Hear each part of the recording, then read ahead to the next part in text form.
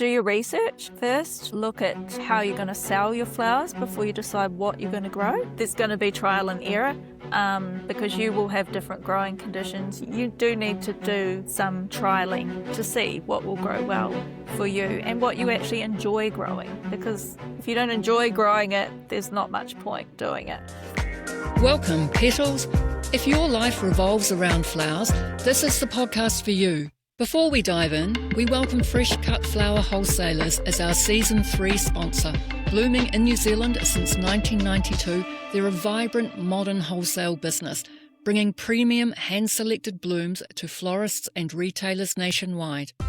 Hello, Petals, and welcome to this episode of the podcast.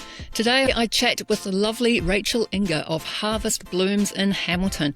Rachel's going into her 4th year growing and has worked hard to find the way to grow and sell her blooms in a way that suits her growing space, her growing style, and family life. Welcome to the podcast, Rachel. Hi, Jo. Thanks for having me. You're welcome. So to start with, just to give us an idea of how your farm works, can you tell us a little bit about your farm size and the layout? Yeah, sure. So I grow on a very small area at present, but intensively. So it's 300 square metres. Our whole property is 5 acres. So we're just on what we call the back lawn. It is sloping. Beds that are 3.5 metres long by 1.2 metres and a central path through the middle. They are downhill, so it does let water run off them. And you get a lot more water than us, I assume, if you're Hamilton and we're Central Otago. Yeah, we do. Do you know what your annual rainfall is? I know in the summer that's just been, we didn't get anywhere near the rainfall of the rest of the country. Yeah, it's interesting, isn't it, how everyone's different. So with the farm size and the layout, 2 things that jump to mind for me. You do raised beds, don't you? Yeah, so when I talk about raised beds, so we just bought in topsoil and more like mounded beds, I guess. Right, that's what I was going to ask. Yeah. You don't have formal edges on them or anything like that? No edges, no. So what do you do in your pathways between your flower mounds? Yeah, when I started, all my beds were weed matted. Okay. But I've started to go away from the weed mat for some of the crops, but the paths are all still weed matted.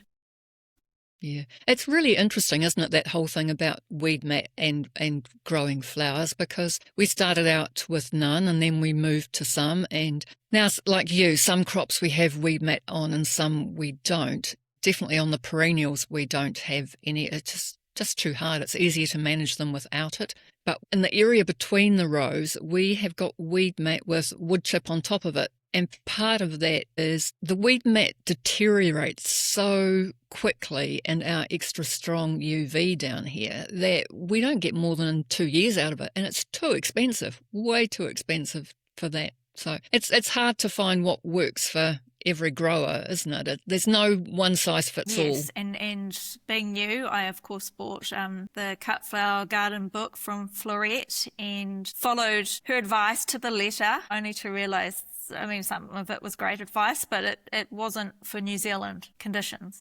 Isn't it? I love that you said that, because you've probably, if anyone's listened to the podcast before, you've heard this is the bee that I have in my bonnet. You have to take every bit of advice you're given with a grain of salt until you have applied it to your land and your climate and your plants and your selling technique, everything. Yeah, I try to preface everything, every bit of advice I give with saying I grow in Central Otago, because we're just so different from everybody else. Yes, that's so true. Growers just down the road have completely different conditions to me. We're on a hill. It makes quite a difference. Yes. And you've got clay soils? Yes, yeah, we don't have that beautiful Waikato soil. We've got clay, so it just seemed the easiest way to do the mounded beds. And the clay is very nutrient rich. So as your mounded beds break down and the soil gets moved around by the microorganisms in it, you'll have a fantastic mixture of fertile soil that your plants will absolutely love. Do you find you have to top up your raised beds often with new compost or whatever you top up with? Just once a year, I do the compost in autumn before I Right. plant out my hardy annuals. Okay. Do you get frost at all on your We do site? on our property. Not, I would say it doesn't reach as high as the flowers because they are elevated even up above our house. So yeah, it makes it quite unique. That is unique, isn't it? So when you look out your house windows, are you looking up at your flower plot? Yes. Yeah, out my kitchen What window. a lovely image. Yeah. What a lovely image. Does Yes. that frustrate you when you can see weeds, or do you just look at the flowers and ignore the I weeds? just ignore the weeds. I want to be you when I grow up. I can't ignore weeds. That's really hard. Oh, look, that's so different. I mean, I can't see any of our growing areas from our house at all. So that must be lovely to look out and actually see the result of all your efforts every time you look out your window. Yes, and we've got a great two-story idea. house, so I look down on the plot, so I quite often stand up the top and just look. That's lovely. It's really a good way of being able to do a walk around your plot and see what needs to be done without actually having to be out there, which can be cool. Yes, yeah. So your soil is clay.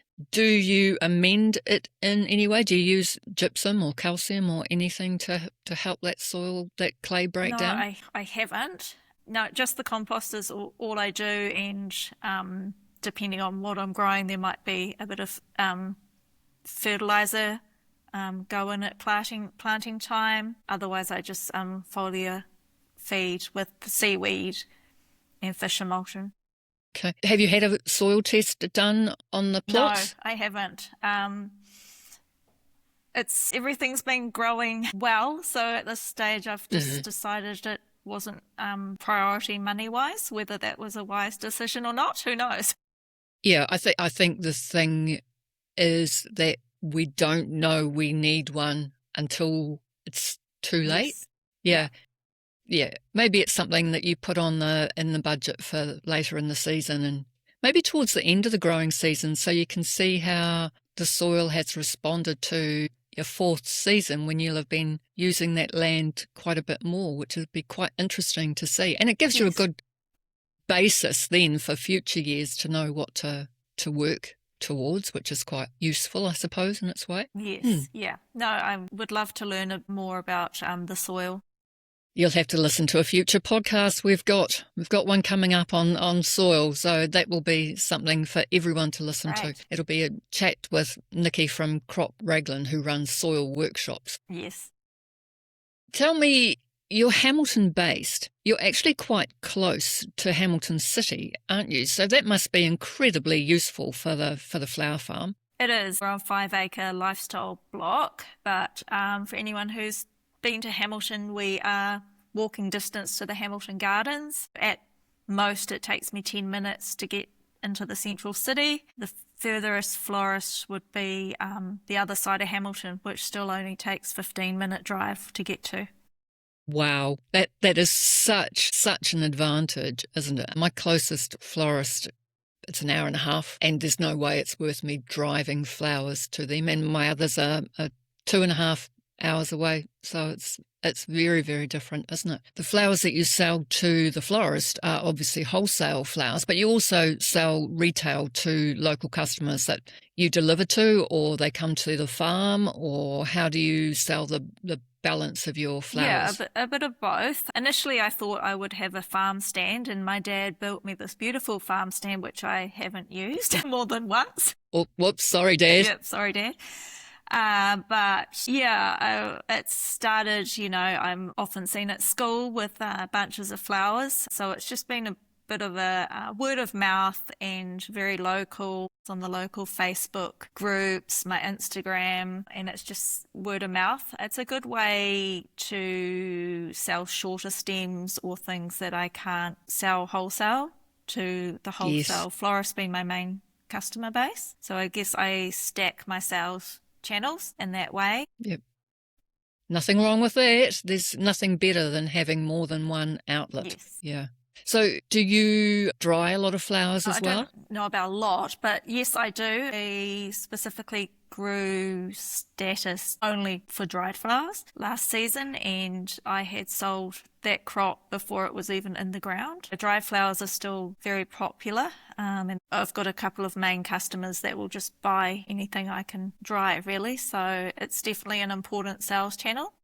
It's a useful sales channel, isn't it? Like the Yes. different, having retail and wholesale. It's lovely to have that backup of the dried. So the status that sold so well, was that the white one? No, but I definitely had a lot of requests for white, so I should be growing white this Yeah. season. But no, the apricot pastel colours Mm, were what was yeah. popular.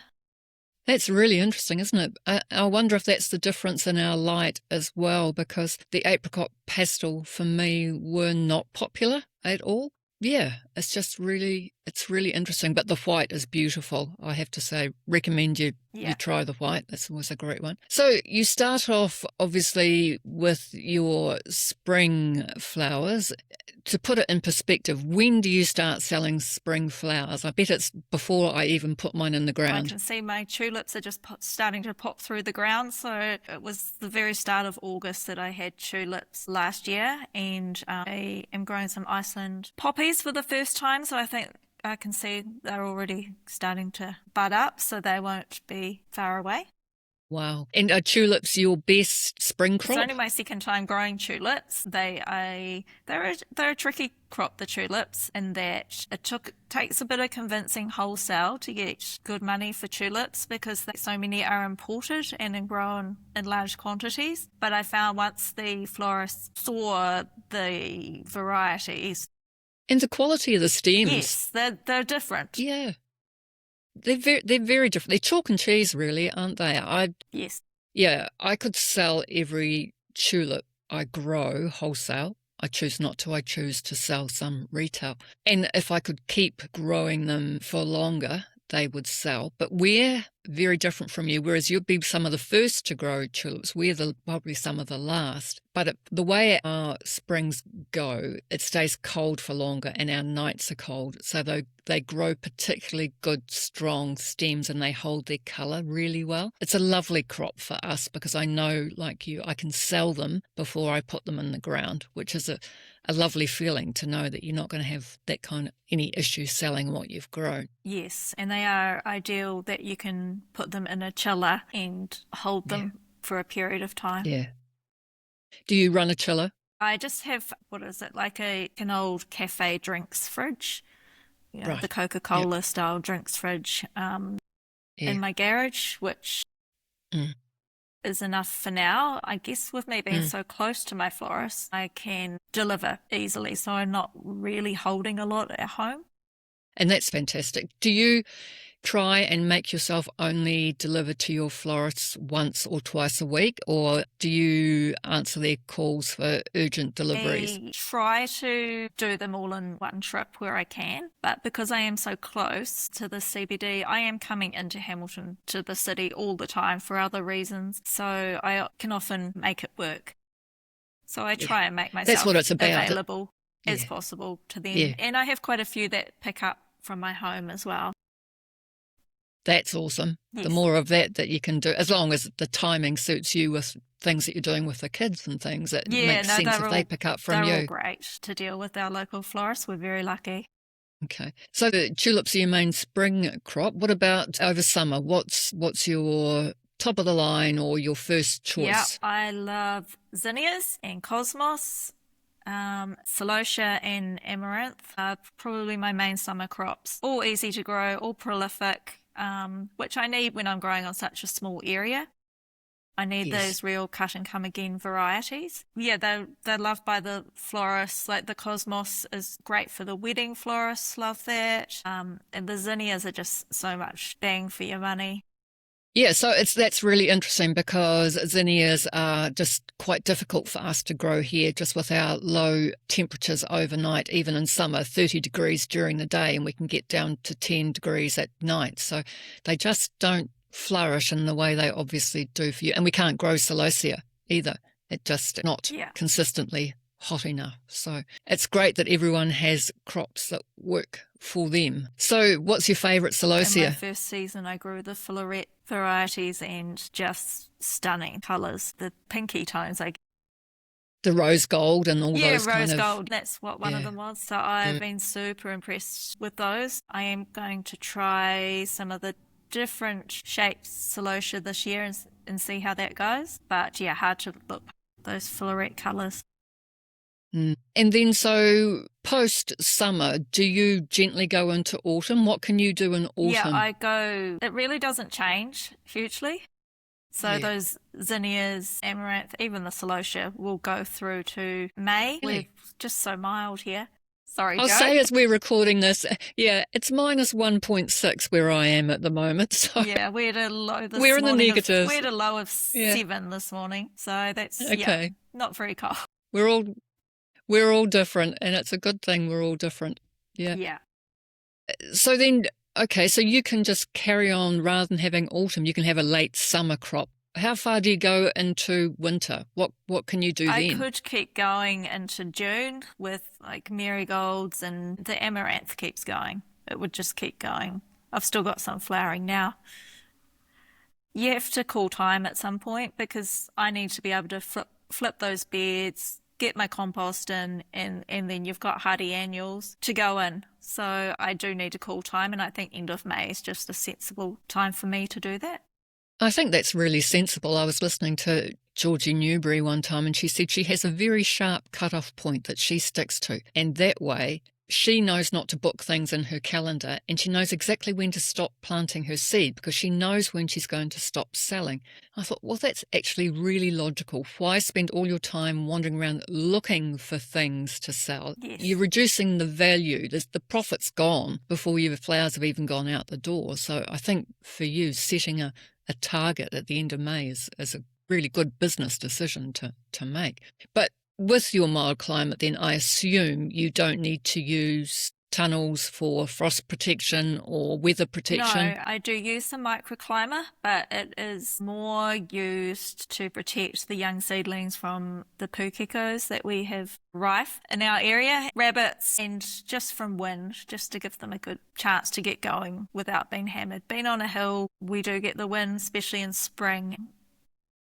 So how do you protect your tulips? Do you put microclimate over them to protect them from the wind? Yes, I do, yeah, when I need to. Yeah. So you don't put it on and leave it on, you just put it on when it's really windy? I worry about them getting too hot. I don't know if that is something I should worry about, but our winter's obviously a lot warmer than yours, so to give anything they need a bit of shade to get that stem length.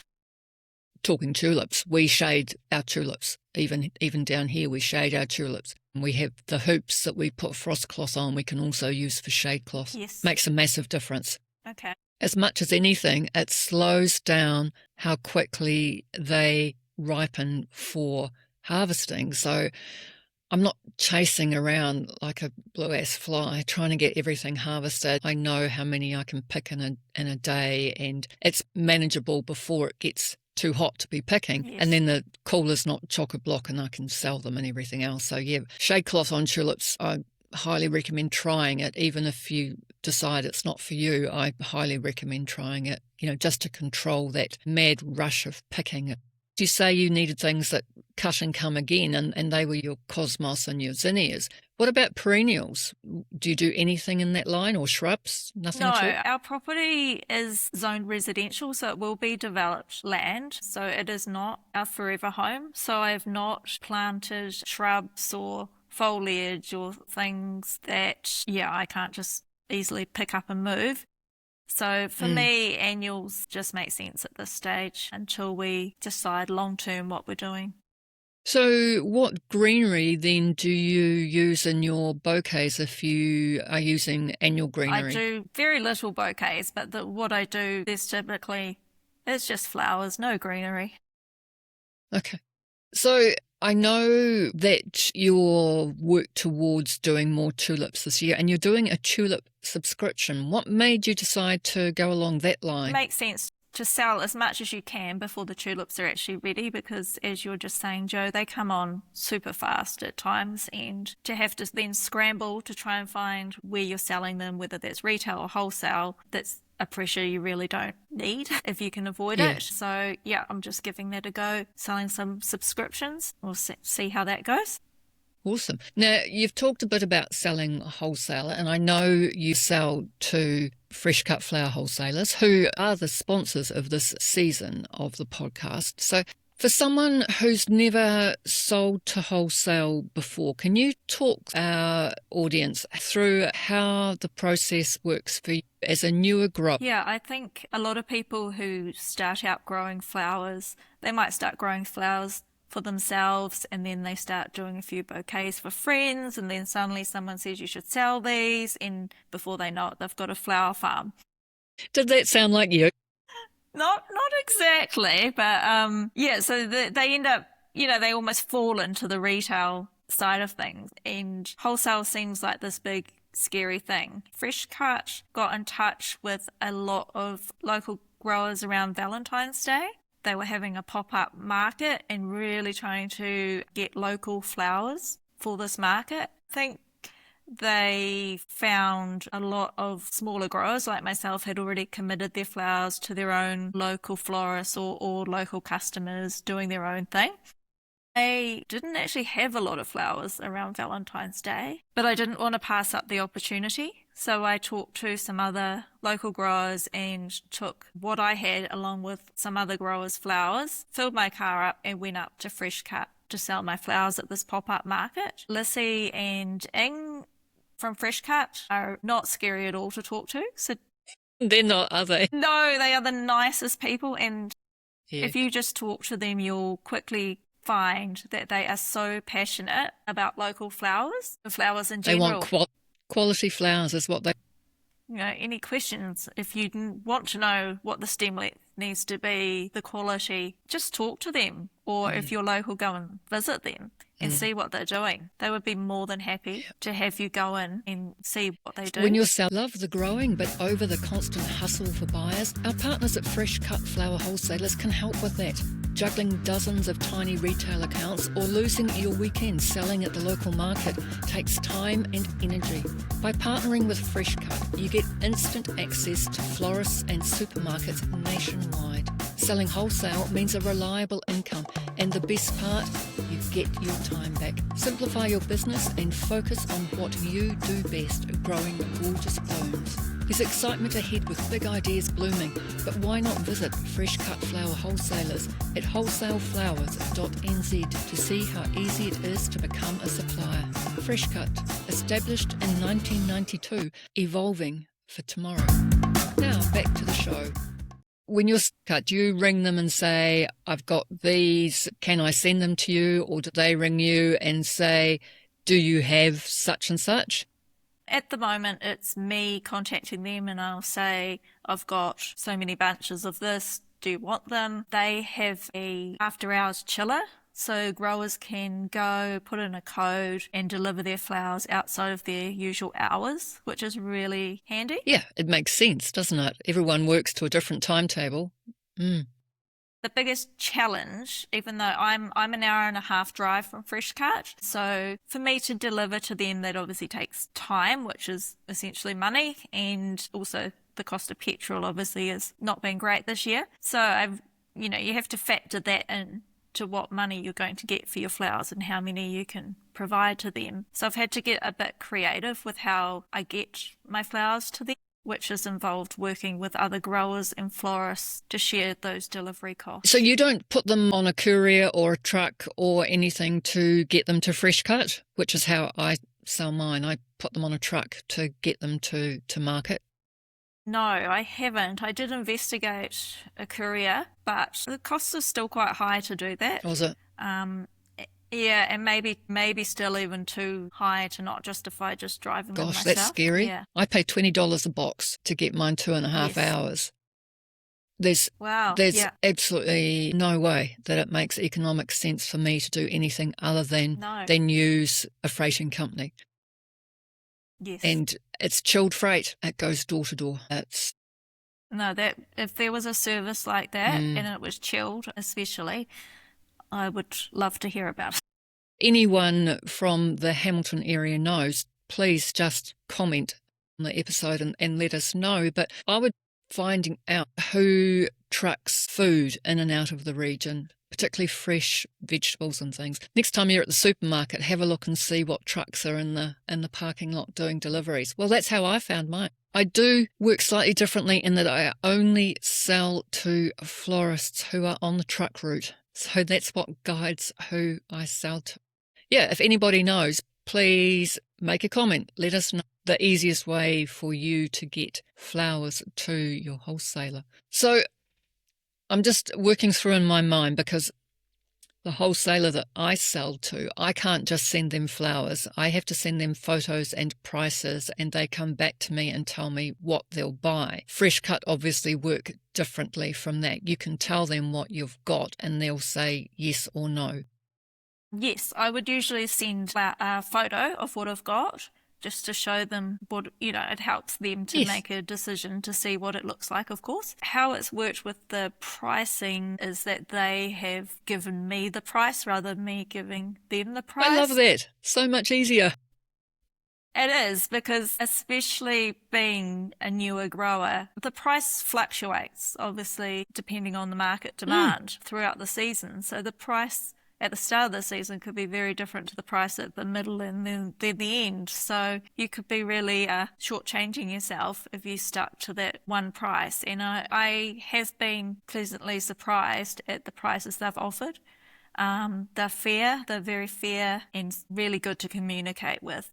Do you go to a lot of effort to work out what it's cost you to grow each bloom? Because you said their price was fair, but have you worked out how fair it is?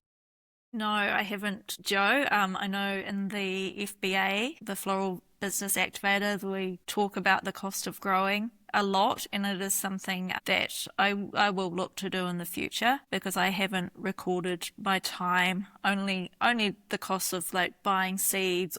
And your compost, yeah. Yes. Yeah, those costs, yes, but not my actual time or in tending to those crops and harvesting. The other thing I would recommend that you record, even if it's just for 1 year, is how many stems you cut. And I keep a calendar and I write down how many I've cut on each day. It's just a spreadsheet which is on a clipboard, so that I know that in the first week of October I've picked 200 tulips, but in the second week of October I've picked 600 tulips. Just, it gives me a flow for work and for planting, but it also gives you an idea of what price you need at various stages of the season. So it's not an onerous thing to do, because I know what I've got in the ground. So the spreadsheet's all pre-printed and I'm just writing down numbers as I put things in the cooler. But boy, is it useful for information, because then if a wholesaler comes to me and says, I want 500 stems of coral peonies on the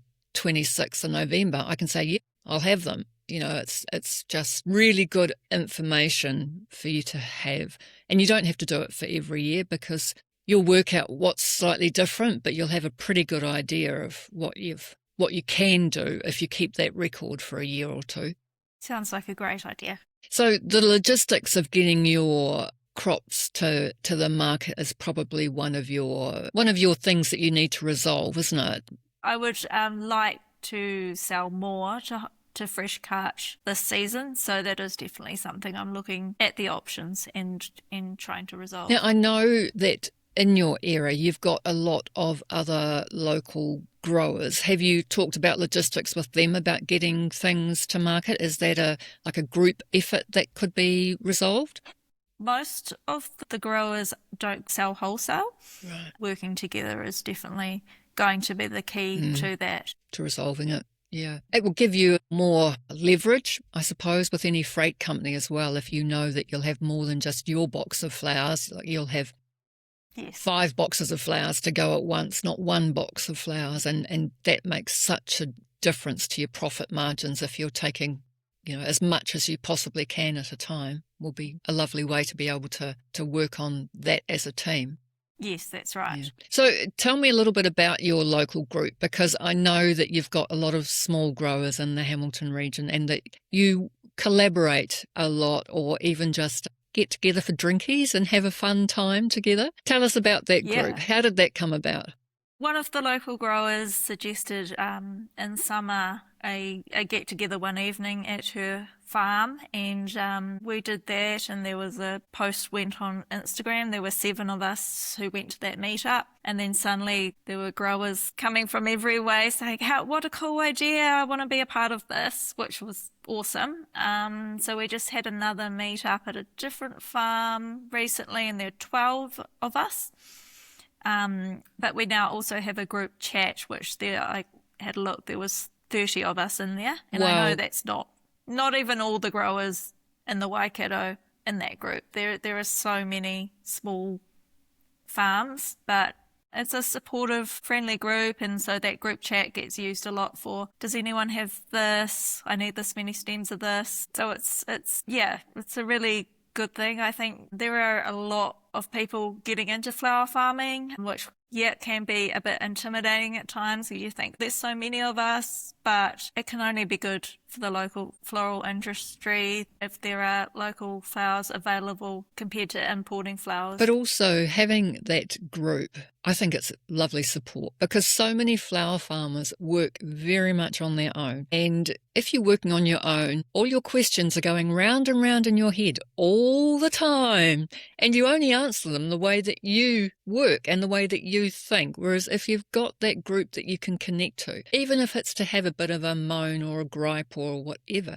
you've got someone who understands you. And that's also part of the value of the Floral Business Activator. Yeah, so part of the value of the Floral Business Activator is not just learning things, it's making connections. And you've done that with your group in the Waikato as well. I'm blown away that you've got 30 that will talk to each other and share thoughts, stems, product ideas. And it gives you buying power when it comes to seeds and seedlings and everything else that you're doing if you're working together. I think that's a brilliant thing to have set up. Well done. Yeah, well done to you, right. Hamilton growers.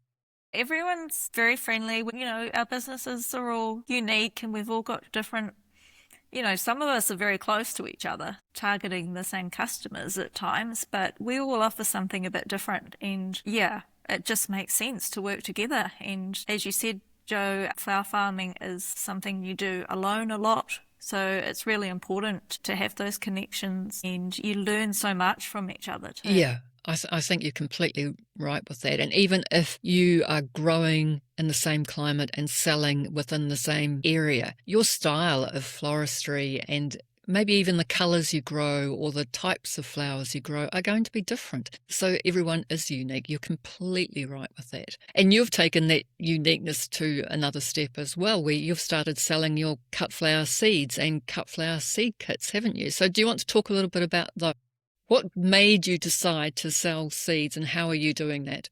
Yeah, well, I got to last winter, and I know we joke about flower farmers not having downtime in winter, but we all know that's not really true, but it is the quieter season for me. And I was looking at ways to diversify and actually make some income over the winter season. So I talked to people who'd grown seeds, found out how to go about importing seeds from overseas from an international wholesaler, got in touch with them, and they agreed to sell to me, even though I'm very small. So I designed these cut flower seed kits, which have 5 different easy to grow summer flowers in them, and really marketed them as a gift product.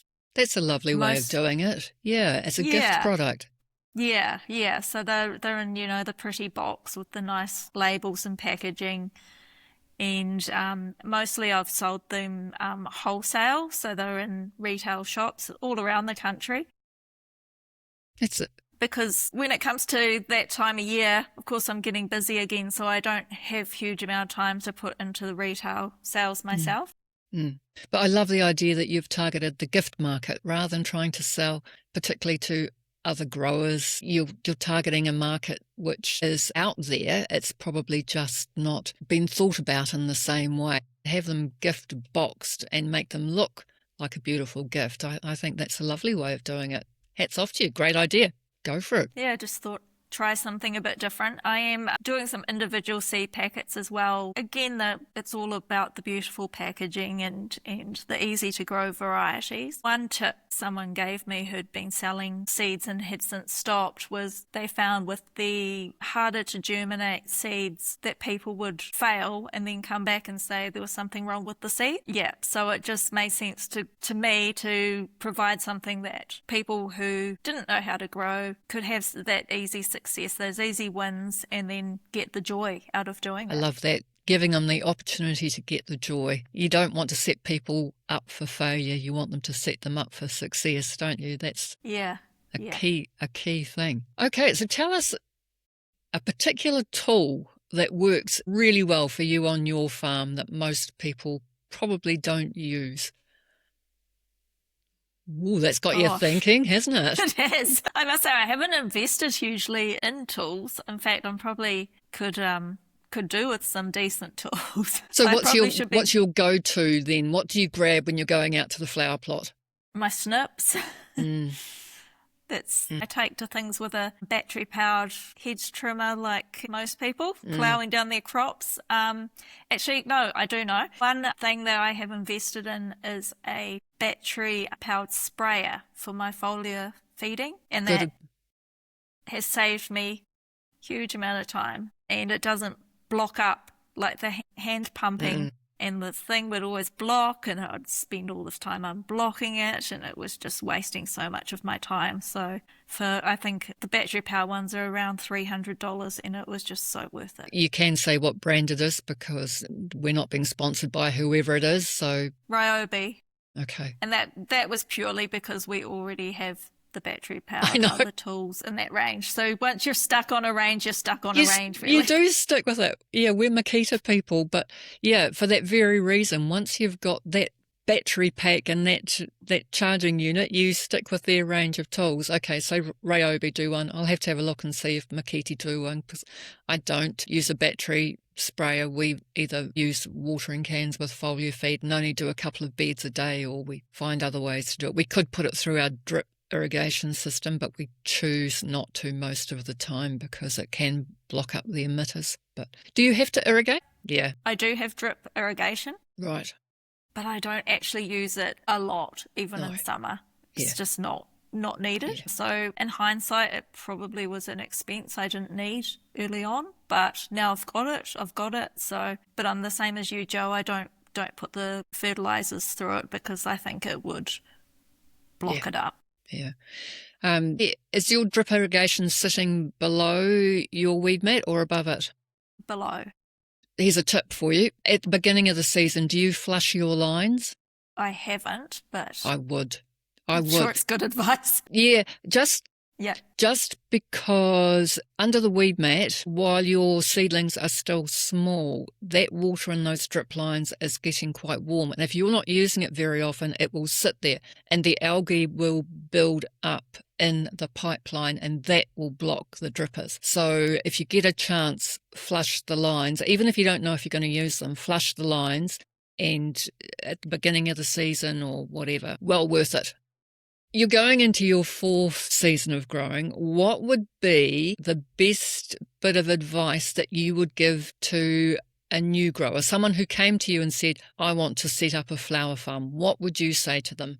I would say do your research first. Look at how you're going to sell your flowers before you decide what you're going to grow. This is me clapping. I would say don't grow all the things, but I'd also say give yourself, there's going to be trial and error because you will have different growing conditions. You do need to do some trialing to see what will grow well for you and what you actually enjoy growing. Because if you don't enjoy growing it, there's not much point doing it.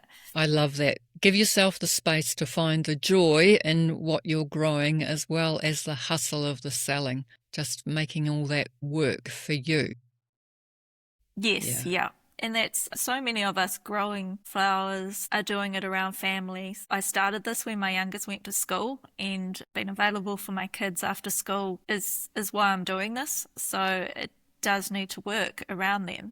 So if you were starting again, I mean, you've said this isn't your forever home, would you set up your flower farm differently than what you've set up now?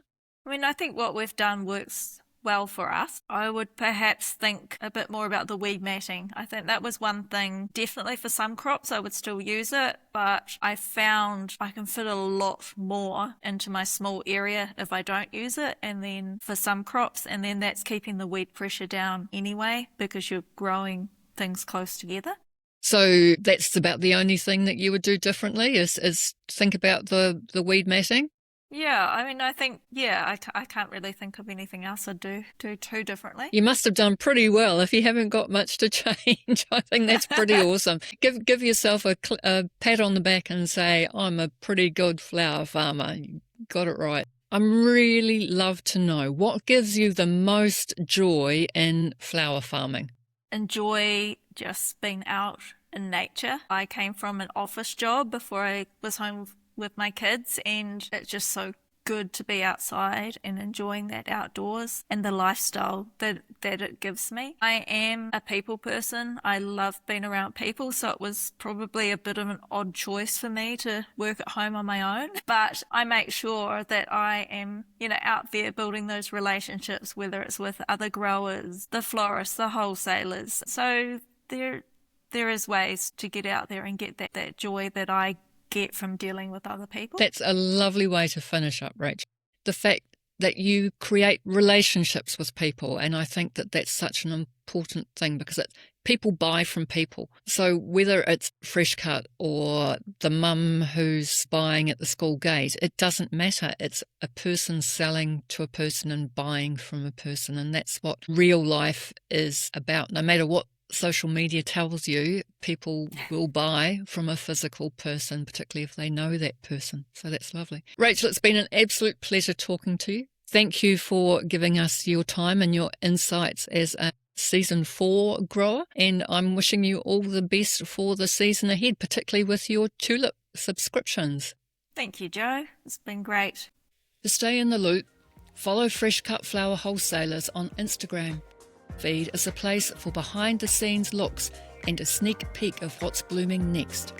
Fresh Cut Flower Wholesalers, established in 1992, evolving for tomorrow. That's it for this episode, Petals. I'm Jo Robinson and I'm signing off until next time, knowing that if we work together, we'll keep the New Zealand floral industry growing and flourishing.